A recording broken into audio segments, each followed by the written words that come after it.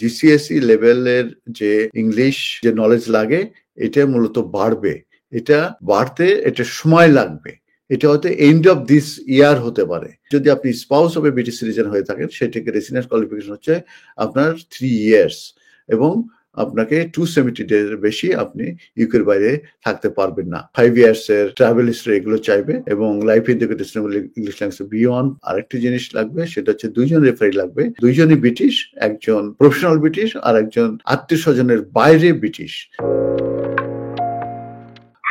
Hello কলার, আসসালামু আলাইকুম। Last call, আপনি বলুন। হ্যালো, আসসালামু আলাইকুম। ওয়ালাইকুম আসসালাম। আচ্ছা, আমি জানতাম চাইছিলাম ভাইয়া যে ওই যে আজকে যে হয়েছে তারা হোয়াইট পেপার, এটা কি তা বাই ল করি লাইব নি তোমার তো ইংলিশ ল্যাঙ্গুয়েজ? এই যে লেভেলটা চেঞ্জের কথা বলা হচ্ছে, এই মুহূর্তে জিসিএসসি লেভেলের লেভেল আছে। B1 পাস করছি, আমি কি তা এখন কুইটা B1 এ আমার কভার করব নি না নিউ লই গেছে নি তোমার তো যে level 1 or English language test লাগবো ফর ব্রিটিশ সিটিজেনশিপ? ওকে, আপা আমি উত্তর দিব, শুনতে পান? আপনি উত্তর দিবা। আমি স্যার আমি সিটিজেনশিপ অ্যাপ্লাই করতাম নেক্সট উইক। ওকে আপা, নেক্সট উইকসে আপনি সেভ আছেন। আপনার যে B1 করেছেন এবং লাইফ ইনটেক টেস্ট করেছেন, এটা দিয়েই আপনি ন্যাচারালাইজেশন এজ ব্রিটিশ সিটিজেনের জন্য অ্যাপ্লিকেশন করতে পারবেন। আপনি নিশ্চিন্ত থাকেন, এখনো এই রুলসটা চেঞ্জ হয় নাই। এটা মূলত বিবিসি নিউজে আমি পেয়েছি 10th of May এটা ডিসক্লোজ করা হয়েছে এবং যে হোম সেক্রেটারি উনি মূলত মিস কোপার, উনি বিবিসির সঙ্গে একটা সাক্ষাৎকার দিয়েছেন, প্লাস এই বিবিসি বিভিন্ন জায়গা থেকে তথ্য নিয়ে এই আপডেটগুলো দিয়েছে যে জিসিএসই লেভেলের যে ইংলিশ যে নলেজ লাগে এটা মূলত বাড়বে।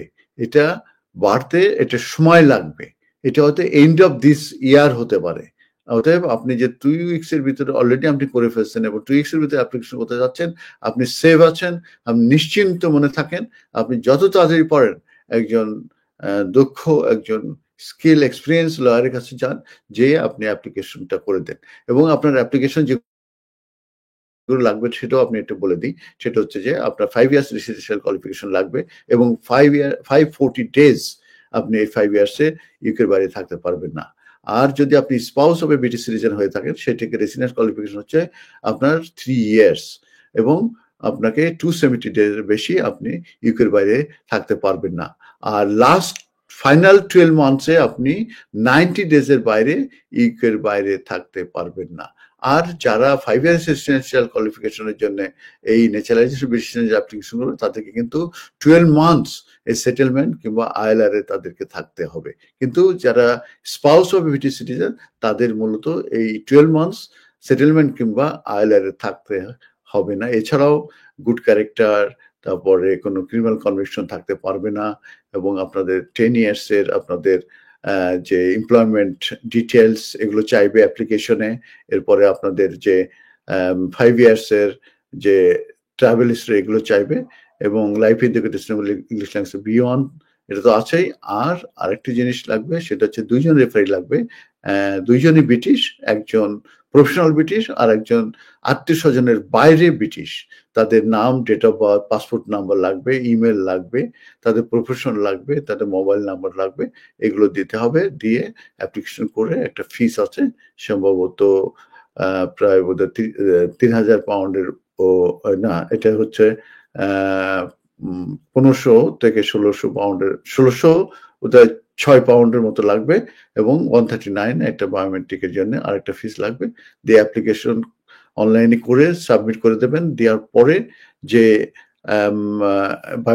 ডকুমেন্টগুলো আপলোড করে দেবেন এবং একটি বায়োমেট্রিক অ্যাপয়েন্টমেন্ট নিয়ে সেখানে আপনি বায়োমেট্রিক দেবেন এবং আপনার যত পাসপোর্ট এই 5 ইয়ার্স ধরে কিংবা 6 ইয়ার্স ধরে কিংবা তার বেশি আছে সমস্ত পাসপোর্টগুলো কিন্তু আপনাকে জমা দিতে হবে।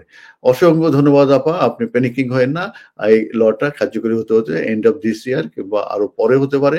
আপনার লন্ডন আপনারা TV3 বাংলার তে আপনার চোখ রাখবেন। আমাদের অনেক ভালো ভালো লয়ার আসেন, ওনারা এটার ব্যাপারে অ্যাডভাইস দেবেন এবং আমি প্রত্যেক রবিবারে আসবো ইনশাল্লাহ এবং এটার ব্যাপারে কোনো আপডেট থাকলে আপনাদেরকে আমরা জানাবো।